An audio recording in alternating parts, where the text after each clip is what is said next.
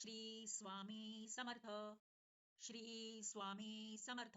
नमस्कार मैत्रिणींनो, श्री स्वामी समर्थ. तुमच्या सर्वांचे आपल्या चॅनलमध्ये खूप खूप स्वागत आहे. तुमच्या सर्वांच्या सर्व चांगल्या मनोकामना पूर्ण होत हीच मी महाराजांच्या चरणी प्रार्थना करते आणि आजच्या आपल्या नवीन व्हिडिओला सुरुवात करते. आजच्या आपल्या नवीन व्हिडिओचा विषय असा आहे, आपल्या हिंदू धर्मामध्ये वर्षभरामध्ये अनेक सण उत्सव साजरे केले जातात आणि यातील महत्त्वाच्या उत्सवांपैकी एक सण आहे तो म्हणजे होळी. आणि सध्या मार्च महिना सुरू आहे आणि हा महिना धार्मिक दृष्ट्या खूप महत्त्वाचा असतो. तर या महिन्यामध्ये महाशिवरात्री ते होळी असे अनेक आपण प्रमुख व्रत सण उत्सव साजरे करत असतो आणि त्यातील हा सर्वात मोठ्या उत्सवांपैकी होळी हा सण देखील याच महिन्यात आपण साजरा करत असतो. तर दरवर्षी होलिका दहन हे फाल्गुन शुक्ल पक्षाच्या पौर्णिमेच्या रात्री केले जाते आणि त्याचप्रमाणे या वर्षी देखील 24 मार्च रोजी होळी साजरी होईल आणि दुसऱ्या दिवशी धुलीवंदन साजरे होईल.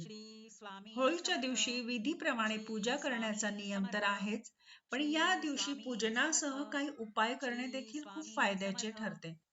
असे सांगतात की दिवाळी आणि होळीची रात्र ही सिद्ध रात्र मानली जाते आणि या दिवशी खूप जण तंत्र मंत्र साधना करत असतात आणि हे या दिवशी केले जाणारे उपाय हे फायद्याचे ठरतात आणि ते आपण उपाय करतो त्याचे अनुभव देखील आपल्याला येतात.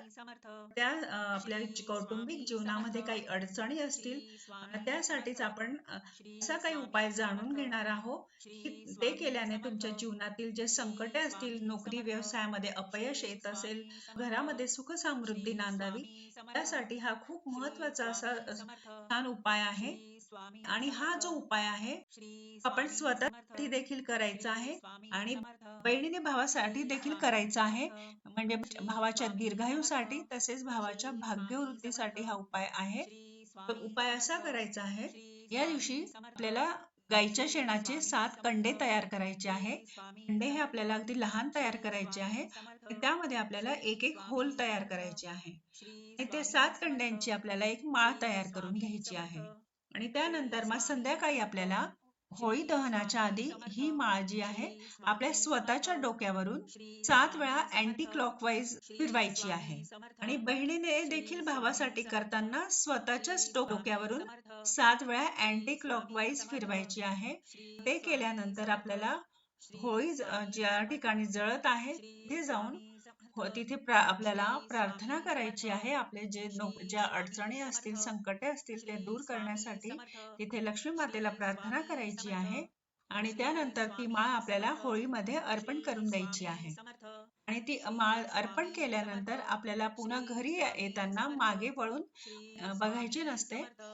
सरळ मध्ये घरी येताना मध्ये कुठेही कोणाशी बोलू नका किंवा थांबू नका, सरळ आपल्या घरी यायचे आहे. खूप सुंदर असा हा उपाय आहे. हा उपाय केल्याने बहीण भावांचे नाते आणखी चांगले होते आणि त्यांच्यामध्ये आणखी प्रेम वाढते. त्यानंतर दुसरा उपाय असा करायचा आपल्याला, होळीच्या दिवशी आपल्याला कमीत कमी एखाद्या गरीब व्यक्तीला पुरणपोळी आपल्याला खाऊ घालायची आहे. तर या उपायाने आपली भाग्यवृद्धी होईल, आपल्याला प्रत्येक कामामध्ये यश मिळेल आणि जीवनामध्ये सुख समृद्धी नांदेल आणि कुटुंबामध्ये आनंदाचे वातावरण टिकून राहील. या ठिकाणी मी तुम्हाला 2 उपाय सांगितला, एक तर 7 कंड्यांचा आणि दुसरा एखाद्या गरीब व्यक्तीला पुरणपोळी खाऊ घालायचा. तर आय होप, मला वाटतं हा व्हिडिओ तुम्हाला हेल्पफुल ठरेल आणि थोडा जरी हेल्पफुल वाटत असेल तर कमेंटला श्री स्वामी समर्थ लिहा आणि चॅनलला लाईक शेअर सबस्क्राईब नक्की करा. पुन्हा भेटूया अशा छानशा नवीन व्हिडिओ सोबत, माहिती सोबत. तोपर्यंत सर्वांना बाय आणि श्री स्वामी समर्थ.